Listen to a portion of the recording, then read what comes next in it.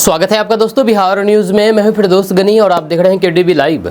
दोस्तों आज हो चुका है 14 सितंबर 2025। तो आज की पूरे बिहार की टॉप न्यूज़ लेकर आए हैं आपके लिए। वीडियो शुरू करने से पहले आपसे रिक्वेस्ट है कि अगर आप पहली बार इस चैनल पर आए हैं तो चैनल को सब्सक्राइब करके बेल आइकन को प्रेस कर दीजिए और साथ ही साथ वीडियो को लाइक कर दीजिए, अपने दोस्तों के साथ शेयर भी कीजिए। तो चलिए चलते हैं आज की खबरों की ओर। दोस्तों आज बिहार न्यूज़ की शुरुआत सबसे पहले करेंगे कि बिहार की राजनीति में सरगर्मी बढ़ने लगी है। विधानसभा चुनाव से पहले तेजस्वी यादव एक बार फिर से सड़क पर उतरने की तैयारी में है। वोटर अधिकार यात्रा के बाद अब तेजस्वी यादव बिहार अधिकार यात्रा लेकर के जनता के बीच जाएंगे। ये यात्रा 16 सितंबर 2025 को जहानाबाद से शुरू होकर के 20 सितंबर को लोकतंत्र की धरती वैशाली में समाप्त होगी। आरजेडी ने इस यात्रा में पूरी ताकत झोंक दी है। पार्टी ने सभी जिला अध्यक्षों और फिर विधायकों को साफ निर्देश दिया है कि वे तैयारियों में कोई भी कसर ना छोड़ें। जब तेजस्वी यादव उन सभी विधानसभा क्षेत्रों में जनता से सीधा संवाद करेंगे, जहां से यात्रा गुजरेगी वहां पर ये संवाद करेंगे। खास बात यह होगी कि हर क्षेत्र के लिए एक ही जगह कार्यक्रम तय किया गया है ताकि ज्यादा से ज्यादा लोग एकजुट होकर के यात्रा का हिस्सा बन सके। वहीं पर तेजस्वी यादव इससे पहले कांग्रेस नेता राहुल गांधी के साथ वोट अधिकार यात्रा में शामिल होकर के एक राजनीतिक संदेश दे चुके हैं। अब वे अकेले मैदान में उतर करके जनता से जुड़ने की कोशिश करेंगे। दोस्तों महागठबंधन के दलों के बीच सीटों के बंटवारे में सिर्फ संख्या बाधक नहीं है बल्कि चुनिंदा सीटों को लेकर भी पेच फंसने की आशंका है। जब विकासशील इंसान पार्टी और आरजेडी के बीच कई सीटों पर टकराव हो सकते हैं। ये ऐसी सीटें हैं जहां 2020 के विधानसभा चुनाव में आरजेडी और माले की जीत हुई थी। वीआईपी दूसरे नंबर पर थी। इसमें सिमरी बख्तियारपुर भी है जहां पर वीआईपी के संस्थापक मुकेश सहनी दूसरे नंबर पर थे। आरजेडी के यूसुफ सलाउद्दीन चुनाव जीते थे। वहीं पर मुकेश सहनी की हार केवल 1760 वोटों के अंतर से हुई थी। वो इस बार भी विधानसभा चुनाव लड़ेंगे। स्वयं ना लड़े तो फिर इस सीट से किसी सौजन को लड़ा सकते हैं। जब पिछले विधानसभा चुनाव में वीआईपी का एनडीए से गठजोड़ था, उसे 11 सीटें मिली थी। जब 4 पर जीत हुई, 5 पर उसके उम्मीदवार दूसरे नंबर पर थे। यहाँ पर सुगौली, मधुबनी और सिमरी बख्तियारपुर 3 ऐसी सीटें हैं जिन पर राजद की जीत हुई थी। कटिहार के बलरामपुर में भाकपा माले की जीत हुई थी। वीआईपी उम्मीदवार दूसरे नंबर पर थे। वहीं पर वीआईपी की दूसरे नंबर की 5वीं सीट बहादुरगंज है जहां पर एआईएमआईएम की जीत हुई थी। ये सीट उसे इस बार भी मिल सकती है क्योंकि एआईएमआईएम की महागठबंधन में एंट्री नहीं मिली है। वहीं पर सहयोग यह है कि वीआईपी की पिछले चुनाव में जीती हुई सीटों पर राजद दूसरे नंबर पर था। दोस्तों बिहार विधानसभा चुनाव से पहले जनसुराज के सूत्रधार प्रशांत किशोर और बीजेपी के सांसद संजय जायसवाल का झगड़ा बढ़ता जा रहा है। अब भाजपा सांसद ने प्रशांत किशोर पर शराब कंपनियों से पैसे लेने का आरोप लगाया है। साथ ही साथ संजय जायसवाल ने यह भी आरोप लगाया है कि आरजेडी के सुप्रीमो लालू प्रसाद यादव ने प्रशांत किशोर को वोट काटने के लिए बिहार भेजा है। वहीं पर पटना स्थित भाजपा दफ्तर में शनिवार को पत्रकारों से बातचीत करते हुए संजय जायसवाल ने कहा कि प्रशांत किशोर 2 नंबर का पैसा ले रहे हैं। वे क्या स्ट्रेटजी बनाएंगे, वे सिर्फ वोट काटने वाले हैं। उन्होंने ये भी दावा किया है कि प्रशांत किशोर पहले ही दिन से धोखा दे रहे हैं। उन्होंने अपनी जनसुराज पार्टी का गठन भी झूठ के आधार पर किया है। दोस्तों बिहार में इसी साल विधानसभा चुनाव है। ऐसे में तमाम राजनीतिक पार्टी एक दूसरे पर आरोप प्रत्यारोप भी लगा रहे हैं। इसी कड़ी में बेगूसराय में केंद्रीय मंत्री गिरिराज सिंह ने इंडिया गठबंधन और उसके नेता तेजस्वी यादव पर जम करके हमला बोला है। उन्होंने कहा है कि इंडिया गठबंधन स्वार्थों के आधार पर काम कर रहा है और इस गठबंधन में केवल व्यक्तिगत हितों की प्राथमिकता दी जाती है। गिरिराज सिंह ने तेजस्वी यादव की कांग्रेस के प्रति निष्ठा को लेकर के तंज कसते हुए कहा कि बेचारे क्या करेंगे। तेजस्वी यादव कांग्रेस की खुशामद करते रहे। उन्होंने राहुल गांधी को प्रधानमंत्री तक घोषित कर दिया लेकिन बदले में उन्हें मुख्यमंत्री का नाम तक नहीं मिला। अब मजबूरन अपना रास्ता अलग निकाल रहे हैं। यही दिखाता है कि इंडिया गठबंधन सिर्फ और सिर्फ स्वार्थों पर टिका है।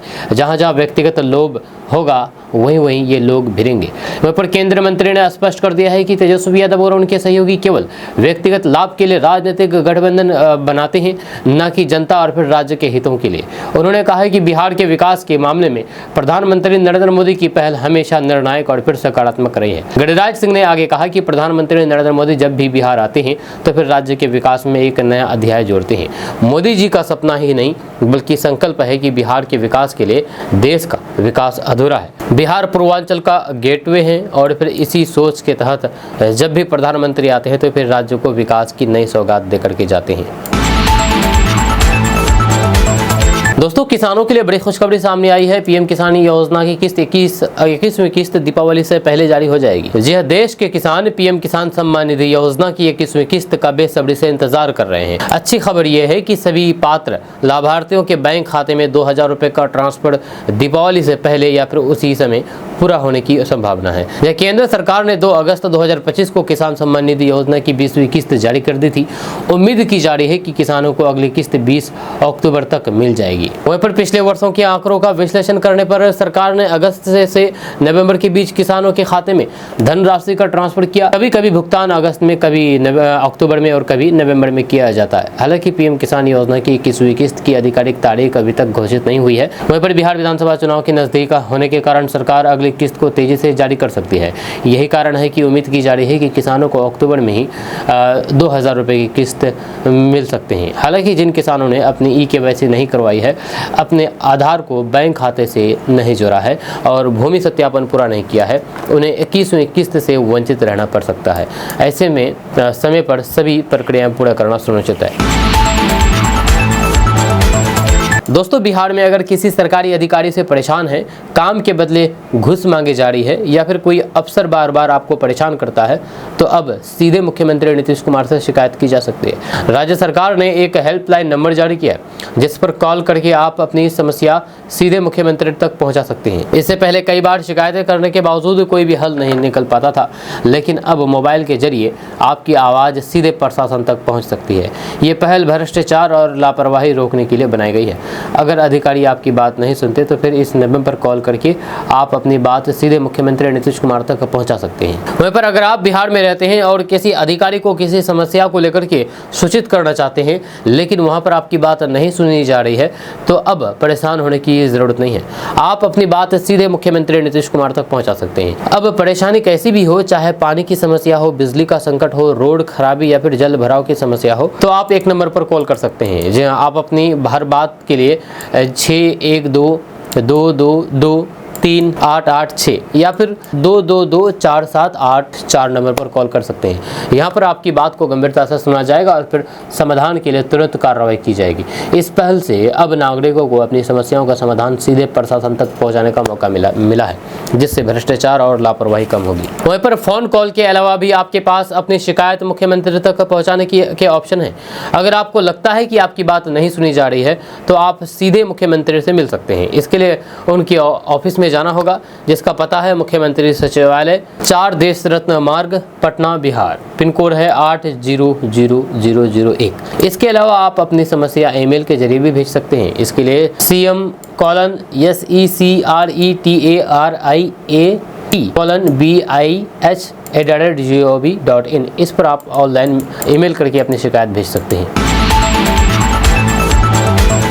दोस्तों, बिहार विधानसभा चुनाव में कांग्रेस इस बार महिला वोटरों को खास तौर पर लुभाने की तैयारी कर रही है। यह पार्टी प्रियंका गांधी को चुनावी मैदान में उतारने जा रही है ताकि उनकी रैलियों और फिर कार्यक्रमों से महिलाओं को आकर्षित किया जा सके। यह कांग्रेस का मानना है कि बिहार की राजनीति में महिलाओं की भागीदारी लगातार बढ़ी है और फिर वे नतीजों को तय करने में अहम भूमिका निभा रही है। जी हां, राहुल गांधी की वोटर अधिकार यात्रा के बाद अब कांग्रेस प्रियंका गांधी पर दाव लगाने जा रही है। पार्टी उनकी बड़ी बड़ी रैलियां करने की योजना बना रही है। माना जा रहा है कि प्रियंका गांधी की सक्रिय मौजूदगी महिलाओं और फिर युवाओं को कांग्रेस से जोड़ सकती है। एक वरिष्ठ कांग्रेस नेता ने बताया है कि बिहार के लिए प्रियंका गांधी के कार्यक्रमों पर काम चल रहा है। इस बार वह अहम भूमिका निभा सकती है।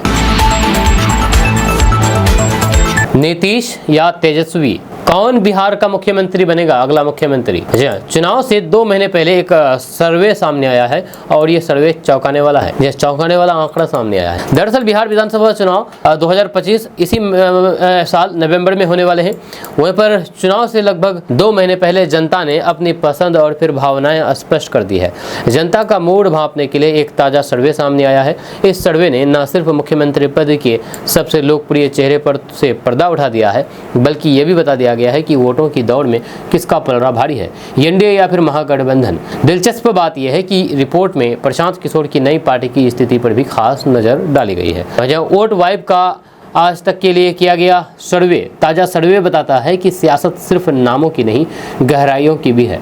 नेताओं की तुलना, गठबंधनों की मजबूती, मुद्दों की प्राथमिकताएं इस चुनाव में सब कुछ बदल सकता है। इस सर्वे को बिहार की बदलती राजनीतिक तस्वीर का आईना माना जा रहा है, जिसने नेताओं और फिर मतदाताओं दोनों का ध्यान खींच लिया है। वहीं पर यह सर्वे बिहार चुनाव से पहले नीतीश कुमार को परेशान कर सकता है। ये सर्वे चौंकाने वाले हैं। इन सर्वे में सवाल किया गया है कि किसे आप मुख्यमंत्री देखना चाहते हैं, मुख्यमंत्री के तौर पर किसे देखना चाहते हैं। तो तेजस्वी यादव को 33.5% वोट मिले, वहीं पर नीतीश कुमार को 24%, यानी कि तेजस्वी उनसे लगभग 10% ज्यादा लोकप्रिय है वर्तमान में। वहीं पर प्रशांत किशोर तीसरे नंबर पर 13.7% के साथ। वहीं पर चिराग पासवान 8%, डिप्टी सीएम सम्राट चौधरी 5.2% लोगों ने सीएम के लिए चुना है। वहीं पर सर्वे में यह भी सवाल किया गया है कि एनडीए या फिर महागठबंधन बिहार चुनाव में कौन बाजी मारेगा, किसकी सरकार बनेगी। तो सर्वे में ये चौंकाने वाला आंकड़ा सामने आया है। इसमें सवाल किया गया है कि आखिर अपना वोट किसे देंगे, एनडीए या महागठबंधन को। तो एनडीए को 36.2% समर्थन मिला।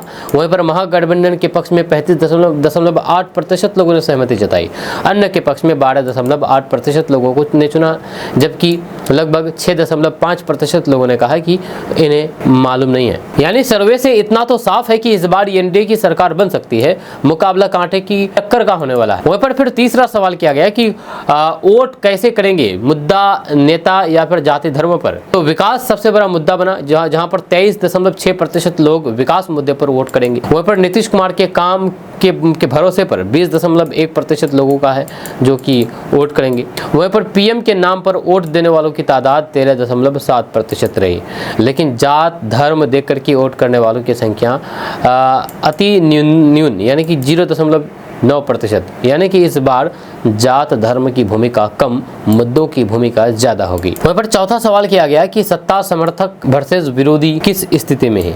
तो सत्ता विरोधी लहर है 48%, यानी कि लगभग आधी जनता सरकार से नाखुश है। जब वहीं पर समर्थन की स्थिति में सिर्फ 27% है। बाकी 20 से 21% लोग बीच का रुख रखते हैं, ना तो वह पूरी तरीके से विरोधी है और न ही पूरी तरीके से समर्थक है। वहीं पर सवाल 5वां किया है कि मौजूदा विधायक को दोबारा चुनना चाहेंगे। तो 53.5% लोगों ने कहा नहीं, सिर्फ 31.8% लोगों ने समर्थन किया। वहीं पर 14.7% लोग अभी फैसला नहीं कर पाए हैं। वहीं पर अगर बिहार चुनाव को लेकर के अभी तक के आए सभी सर्वे को मिलाकर के एक औसत निकाला जाए तो कहा जा सकता है कि एनडीए गठबंधन अभी हल्की बढ़त पर है।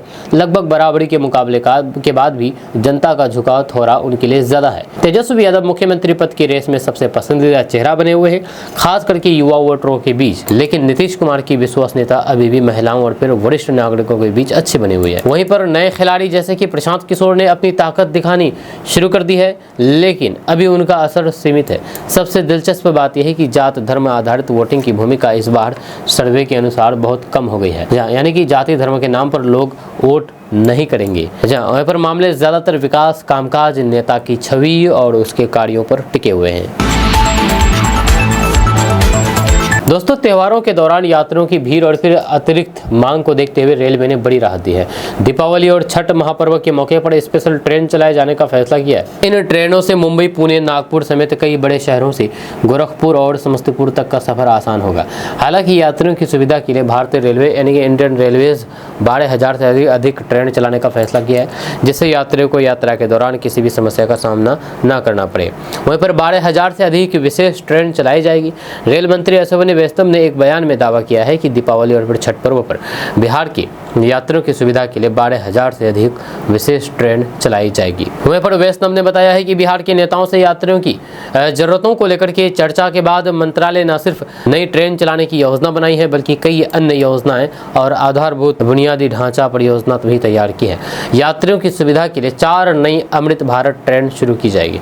वैष्णव के अनुसार सामान्य श्रेणी के यात्रियों की सुविधा के लिए 4 नई अमृत भारत ट्रेन की शुरू की जाएगी, जो कि दिल्ली, गया, सहरसा, अमृतसर, छपरा, दिल्ली और फिर मुजफ्फरपुर, हैदराबाद मार्गों पर चलेगी। उन्होंने बताया है कि इसके अलावा पूर्णिया और फिर पटना के बीच बहुत जल्द एक वंदे भारत ट्रेन शुरू की जाएगी, जिससे समाज के सभी वर्गों को लाभ मिलेगा। रेल मंत्री ने बताया है कि मंत्रालय ने बुद्ध से जुड़े हुए स्थलों जैसे कि नालंदा और फिर राजगीर तक पहुँच बनाने के लिए बुद्ध सर्किट ट्रेन चलाने की योजना बनाई है।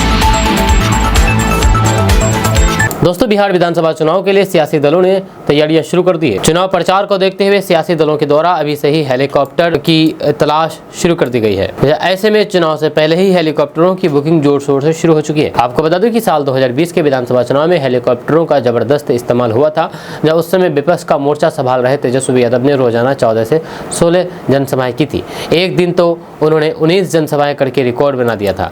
ये सब संभव हुआ था हेलीकॉप्टर की वजह से। चुनावी रणनीति में ये साबित हो गया है कि हेलीकॉप्टर नेताओं के लिए समय बचाने और फिर अधिक जन समर्थन जुटाने का सबसे बड़ा साधन है। इस बार बिहार विधानसभा चुनाव में स्थिति और भी रोचक होने वाला है, जहां पटना एयरपोर्ट के स्टेट हैंगर से जुड़े अधिकारियों के मुताबिक चुनाव प्रचार के दौरान हर दिन 20 हेलीकॉप्टर आसमान में उड़ान भरेंगे। एनडीए और फिर महागठबंधन दोनों ही गुटों ने एडवांस बुकिंग शुरू कर दी है। एनडीए की ओर से रोजाना 14 से 15 हेलीकॉप्टर का इस्तेमाल किया जाएगा। इसमें सबसे ज्यादा हेलीकॉप्टर भाजपा के पास होंगे। भाजपा ने अकेले 12 से 13 हेलीकॉप्टर बुक कराए हैं। वहीं जदयू की ओर से रोजाना 2 हेलीकॉप्टर उड़ान भरेंगे। इन हेलीकॉप्टरों में एनडीए के छोटे घटक दलों के नेताओं को भी जगह दी जाएगी। वहीं पर महागठबंधन ने 5 हेलीकॉप्टर बुक कराए हैं। इसमें कांग्रेस और फिर राजद ने 2-2 हेलीकॉप्टर की बुकिंग की है, जबकि गठबंधन के सहयोगी वीआईपी पार्टी के प्रमुख मुकेश सहनी भी चुनाव प्रचार के लिए हेलीकॉप्टर का इस्तेमाल करेंगे। चुनाव के मौसम में हेलीकॉप्टरों की मांग बढ़ने के कारण किराए में भी भारी उछाल आ जाता है। सिंगल इंजन हेलीकॉप्टर का आमतौर पर किराया 1 लाख से 2 लाख रुपए प्रति घंटा होता है, लेकिन चुनाव के दौरान ये किराया लगभग 1.25 गुना बढ़ जाता है। इसका किराया 3 से 4 लाख रुपए प्रति घंटा तक पहुंच जाता है। वहीं पर चुनावी मौसम में ये दरें दोगुनी हो जाती है। दोस्तों, कल 15 सितंबर को पीएम मोदी का बिहार दौरा होने वाला है, जहां पर 36,000 करोड़ की परियोजनाओं का उद्घाटन करेंगे। जब प्रधानमंत्री नरेंद्र मोदी 15 सितंबर को बिहार के बेगूसराय जिले का दौरा करेंगे और फिर एक विशाल रैली को संबोधित करेंगे और बहुप्रतीक्षित पूर्णिया हवाई अड्डे सहित लगभग 36,000 करोड़ रुपए की कई प्रमुख विकास परियोजनाओं का उद्घाटन करेंगे। इस हवाई अड्डे के उद्घाटन के साथ पटना, गया और फिर दरभंगा के बाद बिहार का चौथा चालू वाणिज्यिक हवाई अड्डा बन जाएगा। वहीं पर प्रधानमंत्री पूर्णिया हवाई अड्डा के नए सिविल एन्क्लेव में अंतरिम टर्मिनल भवन का उद्घाटन करेंगे, जिससे पूर्वोत्तर बिहार में यात्री संचालन क्षमता में उल्लेखनीय वृद्धि होने की उम्मीद है। जहां अपनी सरकार के बेहतर कनेक्टिविटी पर ध्यान केंद्रित करने के अनुरूप प्रधानमंत्री कई रेल परियोजनाओं का उद्घाटन और शिलान्यास करेंगे, जिनमें विक्रमशिला कटराहा रेल लाइन का शिलान्यास भी शामिल है, जो सीमांचल और भागलपुर क्षेत्रों में सीधे रेल संपर्क प्रदान करेगी। वह अररिया गलगलिया रेल लाइन का भी उद्घाटन करेंगे और जोगबनी और फिर दानापुर के बीच वंदे भारत एक्सप्रेस और फिर सहरसा छेहरटा तथा जोगबनी इरोड के बीच अमृत भारत एक्सप्रेस सहित कई रेल सेवाओं को हरी झंडी दिखाएंगे। वहीं पर ये सेवाएं अररिया, पूर्णिया, मधेपुरा, सहरसा, खगड़िया, बेगूसराय, समस्तीपुर, मुजफ्फरपुर, वैशाली और पटना जैसे जिलों में पहुंच और फिर एकीकरण में सुधार लाएंगे। साथ ही बिहार को पंजाब और फिर तमिलनाडु से जोड़ेगी। प्रधानमंत्री बिहार में राष्ट्रीय मखाना बोर्ड का भी शुभारंभ करेंगे, जिसका उद्देश्य उत्पादन को बढ़ावा देना, नई तकनीकी विकास करना, कटाई के बाद के प्रबंधन को मजबूत करना और फिर निर्यात एवं ब्रांडिंग को बढ़ावा देना। बिहार, जो कि भारत के कुल मखाना उत्पादन के लगभग 90% का योगदान देता है, उसको इस बोर्ड से काफी लाभ होगा। वहीं पर बिहार के मखाना उत्पादक जिलों मधुबनी, दरभंगा, सीतामढ़ी, सहरसा, कटिहार, पूर्णिया, सुपौल, किशनगंज और अररिया को सीधा लाभ मिलने की उम्मीद है। बिहार में निजी क्षेत्र का सबसे बड़ा निवेश होगा। दोस्तों, विधानसभा चुनाव की आहट के साथ ही सियासत का पारा चढ़ चुका है। भाजपा नेताओं के लगातार दौरे, राजनीतिक बैठकों और फिर रैलियों के बीच एक बार फिर से वही पुराना सवाल खड़ा हो गया है कि क्या चुनावी मौसम में उग्र बयानबाजी इस पार्टी की जमीन को मजबूत करती है या फिर कमजोर। वहीं पर शनिवार को केंद्रीय मंत्री गिरिराज सिंह ने मुसलमानों को लेकर के बेहद विवादित टिप्पणी कर दी कि मुसलमान नमक हराम है, बीजेपी की योजनाओं का लाभ लेते हैं लेकिन वोट नहीं देते। ये कथन न केवल असंवैधानिक भावनाओं को ठेस पहुंचाने वाला है, बल्कि पार्टी की आधिकारिक लाइन सबका साथ, सबका विकास, सबका विश्वास की भी प्रतिकूल है। वहीं पर दिलचस्प है कि पार्टी के ही वरिष्ठ अल्पसंख्यक नेता शाहनवाज हुसैन ने नाम लिए बिना इस बयान पर पलटवार किया है और प्रधानमंत्री नरेंद्र मोदी की समावेशी नीति की याद दिलाई है। जहाँ ये घटना महज एक बयान तक सीमित नहीं है, बल्कि ये पार्टी के भीतर उस अंतर्दह का प्रतीक है जहाँ पर एक और विकास और फिर समावेश की राजनीति का आह्वान है। वहीं पर दूसरी ओर ध्रुवीकरण की राजनीति पर भरोसा रखने वाले नेता है, जहाँ बिहार जैसे बहुजातीय और फिर बहुधर्मी राज्य में ये टकराव और भी गहरा असर डाल सकता है। सीमांचल, मिथिलांचल और फिर मगध जैसे इलाके जहां पर मुस्लिम आबादी निर्णायक है, वहां ऐसे शब्द भाजपा की संभावनाओं को कमजोर कर सकते हैं। जब बुनियादी ढांचे की सौगात भाजपा के लिए चुनावी पूंजी। वहीं पर प्रधानमंत्री मोदी 15 सितंबर को पूर्णिया और अररिया से नई रेल लाइनों और वंदे भारत जैसी परियोजनाओं का उद्घाटन करेंगे। ये कार्यक्रम साफ तौर पर विकास की राजनीति पर जोर देता है। सीमांचल जैसे पिछड़े क्षेत्र में बुनियादी ढांचे की सौगात भाजपा के लिए चुनावी पूंजी बन सकती है। दोस्तों, बिहार के चुनाव के औपचारिक ऐलान से पहले ही यहाँ का सियासी माहौल गर्मा गया है। सभी राजनीतिक दल एक विरोधी पार्टियों को मात देने के लिए चुनावी शतरंज की सियासी बिसात पर शह और मात का खेल खेलने के लिए तैयार है। वे चुनाव से पहले अपने अपने दल के पक्ष में माहौल बनाने के लिए सभी पार्टियां जुटी हुई है। एक तरफ सत्ताधारी एनडीए के लीडर और बिहार की सीएम नीतीश कुमार रोजाना कोई न कोई नया ऐलान कर रहे हैं, तो दूसरी तरफ विपक्षी महागठबंधन और फिर प्रशांत किशोर यात्रियों के जरिए अपनी धाक जमाने का प्रयास कर रहे हैं। वहीं पर इस बीच जनसुराज पार्टी के मुखिया प्रशांत किशोर बिहार बदलाव यात्रा के दौरान आयोजित रैली स्थल से एक वीडियो जम करके वायरल हो रहे हैं। जहां इस वीडियो में यूट्यूबर से नेता बने मनीष कश्यप दिखाई दे रहे हैं। लोग सोशल मीडिया पर वीडियो पोस्ट करके बड़ा दावा भी कर रहे हैं। वहीं पर वायरल हो रहे वीडियो में रैली स्थल से दिखाई दे रही है, जहाँ पर तमाम कुर्सियां लगी हुई है और फिर साथ ही साथ मंच के नेपथ्य में बिहार बदलाव यात्रा का बड़ा सा बैकड्रॉप भी लगा हुआ है। इस वीडियो में मनीष कश्यप किसी बात से नाराज प्रतीत हो रही हैं और फिर कुर्सी फेंक करके रैली स्थल से दूर जाते हुए दिखाई दे रहे हैं। अब लोग कह रहे हैं कि यहां से भी मनीष कश्यप का अब मोहभंग हो गया है। दोस्तों, बिहार की राजनीति में अभी चुनाव को लेकर के भले ही कोई आधिकारिक घोषणा ना हुई हो, लेकिन पार्टियों के अंदर ही खिचड़ी पकनी शुरू हो गई है। ताज़ा हलचल बीजेपी के खेमे से है, जहां पर पूर्व स्वास्थ्य मंत्री और पार्टी के कद्दावर नेता मंगल पांडे के एक बयान ने सियासी गलियारों में नई चर्चा छेड़ दी है।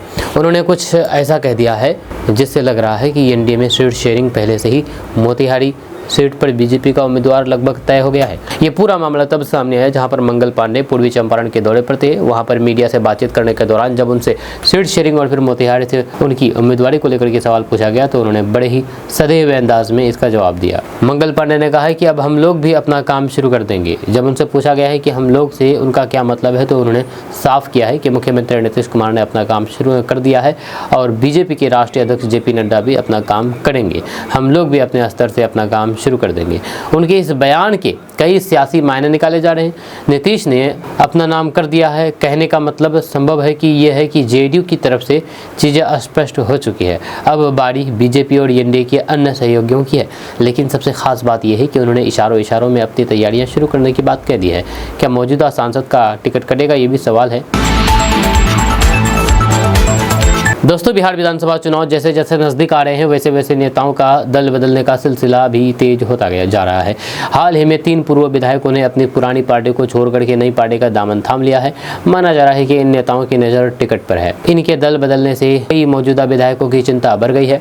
कोचा दमन विधानसभा क्षेत्र से 2 बार जदयू के टिकट पर विधायक रह चुके मुजाहिद आलम ने पिछले महीने सुंदरबाड़ी में आयोजित राजद नेता तेजस्वी यादव की सभा में राजद की सदस्यता ली।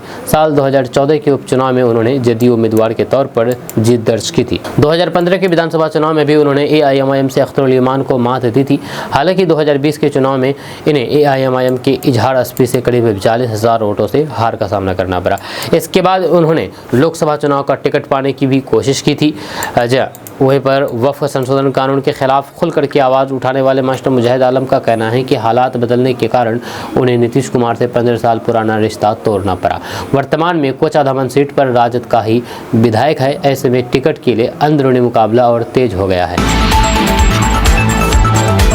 दोस्तों, लंबे समय से बिजली कीमतें कम होने का इंतजार करने वाले बिजली उपभोक्ताओं के लिए खुशखबरी है। देश में नवीनीकरणीय ऊर्जा और फिर कोयला से बनने वाली बिजली पर जीएसटी दरों में बदलाव किया गया है, जिससे बिजली का मूल्य कम होने की उम्मीद है। ये सब हाल ही में सरकार द्वारा जीएसटी दरों में बदलाव की वजह से हुआ है। जीएसटी में बदलाव से बिजली सस्ती होगी और फिर आम लोगों को राहत मिलने वाली थी, जो अक्सर बढ़ते बिजली बिल की समस्या से परेशान रहते थे। वहीं पर सरकार द्वारा जीएसटी में बदलाव करने के बाद नवीनीकरण उपकरण भी सस्ते हो जाएंगे। जहां क्रिसिल इंटेलिजेंस के senior practice leader Pranab master का कहना है कि सरकार ने नवीनीकरणीय ऊर्जा से जुड़े हुए उपकरणों की जीएसटी दर 12% हटा करके 5% कर दी है। इससे प्रोजेक्ट की कीमत भी कम होगी। इस बड़े बदलाव से बिजली की दरों में प्रति यूनिट 11 से 14 पैसे तक की कमी हो सकती है। ये उपभोक्ताओं और फिर निवेशकों के लिए फायदेमंद हो सकता है। आपको बता दूं कि भारत में अधिकतर बिजली का उत्पादन कोयले द्वारा किया जाता है, यानी कि उत्पादन का 73% हिस्सा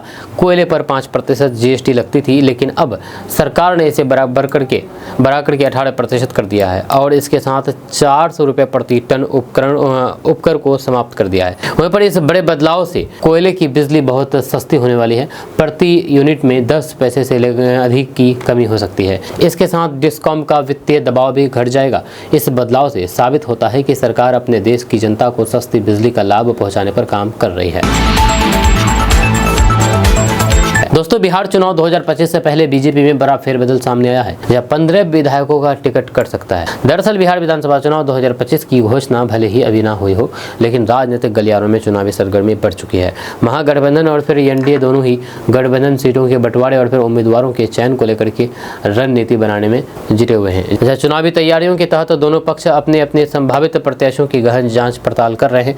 इस प्रक्रिया में कई मौजूदा विधायकों के टिकट कटने की संभावना जताई जा रही है। वहीं पर बीजेपी के सूत्रों के अनुसार इस बार पार्टी करीब 15 मौजूदा विधायकों का टिकट काट सकती है। पार्टी के भीतर चल रही समीक्षा में उम्र, निष्क्रियता, कम वोटों से जीत और फिर दूसरी पार्टियों से आए नेताओं को जगह देने जैसे वजह प्रमुख से सामने आई है। वहीं पर जानकारी के अनुसार भाजपा के 6 विधायक 70 वर्ष से अधिक आयु के हैं, जिनके स्थान पर युवा चेहरों को मौका देने की तैयारी की जा रही है। वहीं पर 2020 के चुनाव में 6 सीटों पर जीत का अंतर 3000 से भी कम था, जबकि 8 सीटों पर यह अंतर 2000 से भी नीचे रहा।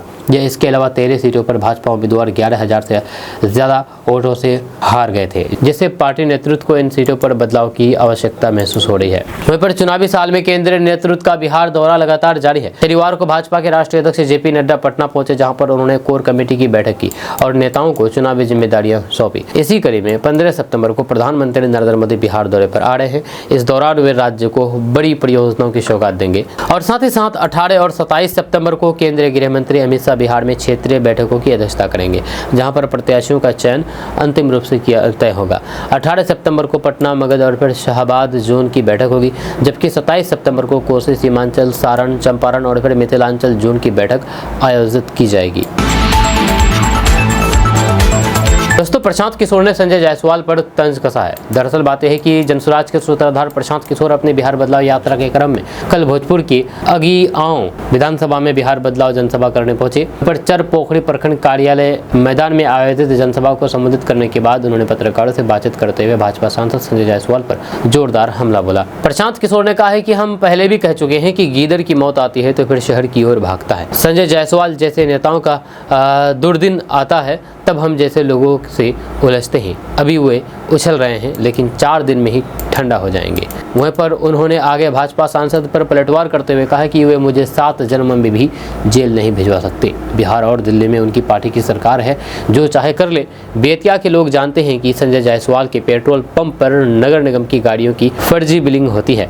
सभी पेट्रोल पंप के मालिकों ने इसकी कंप्लेन की है। बेतिया नगर निगम के प्रोसीडिंग में इस फर्जीवाड़े का जिक्र है। जब हम फिर से ये कह रहे हैं कि हम गलत बोल रहे हैं तो फिर हम पर केस कर दो, जेल भिजवा दो। वहीं पर प्रशांत किशोर ने प्रधानमंत्री मोदी की पूर्णिया यात्रा में सरकारी शिक्षकों की ड्यूटी लगाए जाने पर हमला बोला। उन्होंने कहा कि ये पहली बार नहीं है, प्रधानमंत्री जब भी आते हैं तब बिहार को कुछ नहीं मिलता, बल्कि गरीब जनता का सैकड़ों करोड़ रुपए खर्च होता है। सरकारी खर्च पर सरकारी गाड़ियों का इस्तेमाल सरकारी कर्मियों से भीड़ जुटाई जाती है, फिर भाजपा वाले अपनी पीठ ठोकते हैं।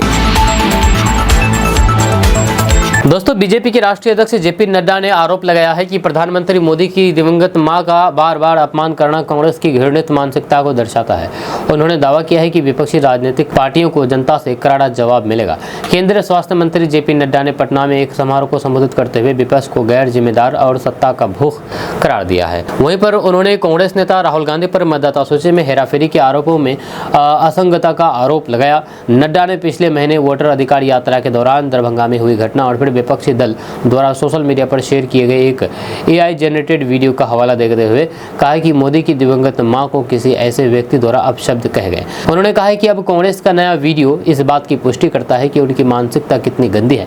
JP नड्डा ने कहा है कि विपक्ष की जनता से करारा जवाब मिलेगा। उन्होंने मतदाता सूची के विशेष गहन पुनरीक्षण पर आपत्ति जताने के लिए लोकसभा में विपक्ष के नेता राहुल गांधी की भी आलोचना की है और कहा है कि महाराष्ट्र के बारे में उनके आरोप कभी भी एक जैसे नहीं रहे। दोस्तों, बिहार विधानसभा चुनाव 2025 की तैयारियां जोरों पर है और इस बार कांग्रेस ने महागठबंधन में अपनी भूमिका को मजबूत करने के लिए खास रणनीति बनाई है। पार्टी ने सीमांचल क्षेत्र में अपनी पकड़ बढ़ाने के लिए पप्पू यादव और कन्हैया कुमार को आगे करके तेजस्वी यादव की सियासत में चुनौती पैदा कर दी है।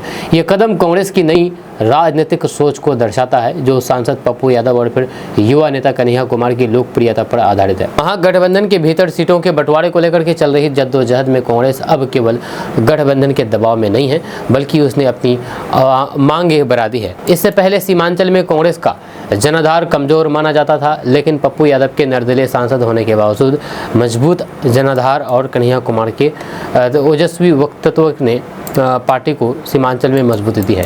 वहीं पर राहुल गांधी की वोटर अधिकार यात्रा ने कांग्रेस के राजनीतिक रंग को नया जीवन दिया है। इस अभियान में पप्पू यादव और फिर कन्हैया कुमार ने सक्रिय भूमिका निभाई है, जिससे कांग्रेस को महसूस हुआ है कि इनके बिना सीमांचल में पार्टी की जमीन कमजोर रहेगी।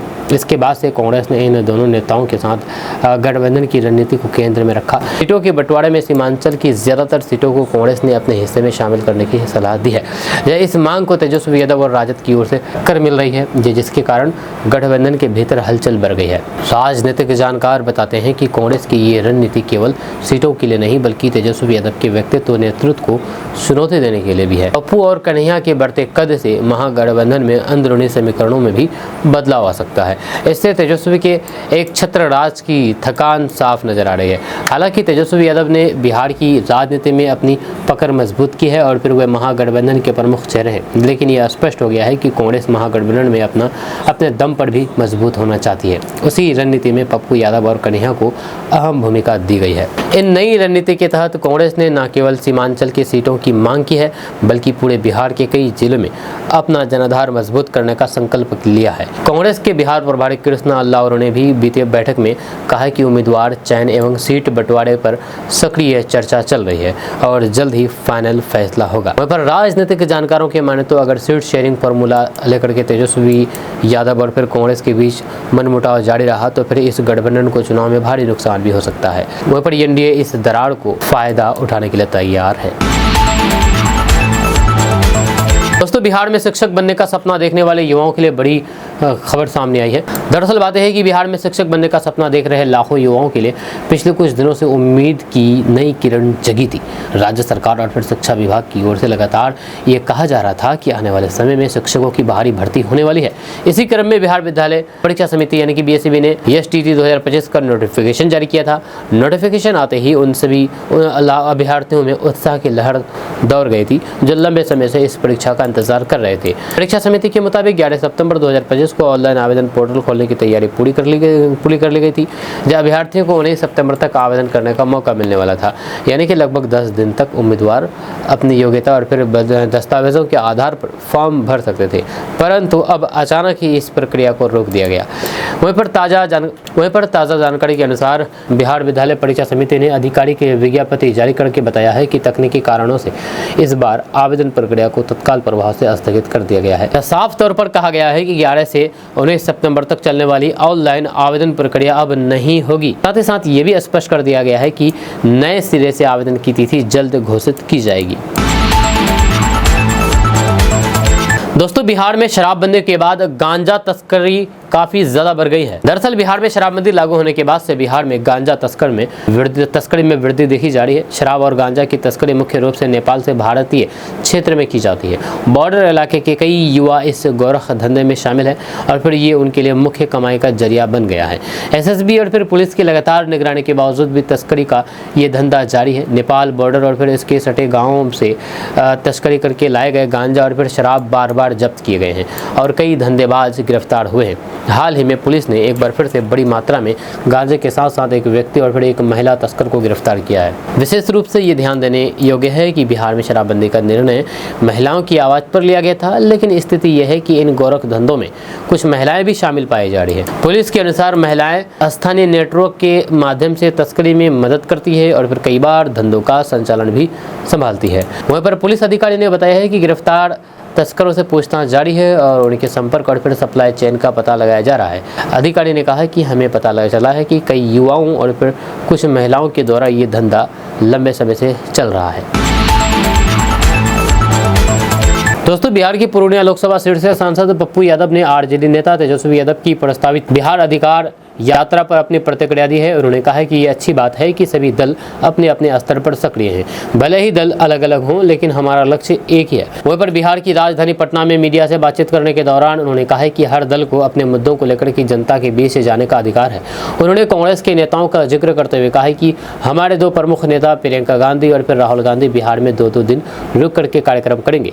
कांग्रेस जल्द ही एक बड़ा आयोजन करने जा रही है। हम 5 गारंटी कार्ड के साथ घर घर जाकर के लोगों तक पहुंच रहे हैं। इसमें 25 लाख रुपए की गारंटी सहित कई महत्वपूर्ण योजनाएं शामिल हैं। ये हमारे लिए बहुत महत्वपूर्ण है। पप्पू यादव ने आगे कहा है कि कांग्रेस का ये सबसे बड़ा सपना है कि आम लोगों के लिए ये गारंटी पूरी हो।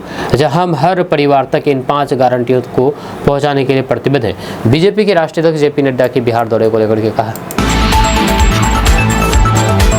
दोस्तों, लालू प्रसाद यादव के बड़े लाल तेज प्रताप यादव ने अपने पिता और राजद के खिलाफ ही मोर्चा खोल दिया है। उन्होंने तेजस्वी के नेतृत्व को चुनौती दे दी है। दरअसल प्रेम कहानी का वीडियो वायरल होने के बाद तेज प्रताप यादव को लालू प्रसाद यादव ने पार्टी और परिवार से बाहर कर दिया था। ऐसे में पार्टी से निष्कासित तेज प्रताप यादव ने अपने छोटे भाई के खिलाफ ही यानी कि तेजस्वी यादव के खिलाफ ही मोर्चा खोल दिया है।